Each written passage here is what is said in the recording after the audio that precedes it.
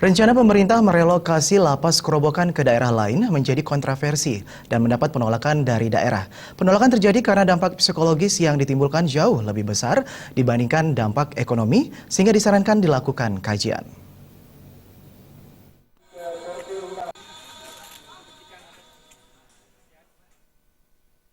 Meski baru sebatas wacana, namun sejumlah daerah menolak jika daerahnya dijadikan sebagai tempat pembangunan lapas.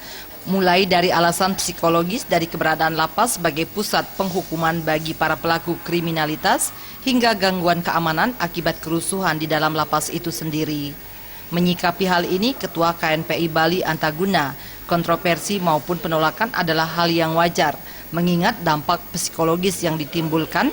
Namun ada hal yang lebih penting diperhatikan, yakni saat ini lapas Kerobokan sudah tidak representatif dan overload untuk menampung dan membina para penghuni lapas. Salah satu penyebab sering terjadinya bentrokan di dalam lapas dikarenakan overkapasitas penghuni lapas, sehingga mudah terjadi gesekan dan berakhir pada korban jiwa. Namun demikian, pemerintah diharapkan mengkaji dari berbagai aspek jika relokasi lapas Kerobokan dilakukan.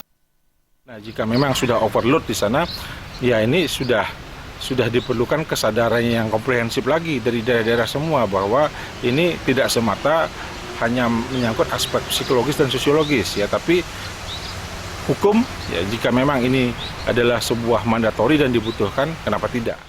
Selain itu, keberadaan lapas Kerobokan di tengah kota yang juga berada di kawasan pariwisata dan pusat kemacetan, sehingga perlu direlokasi. Trimaja dan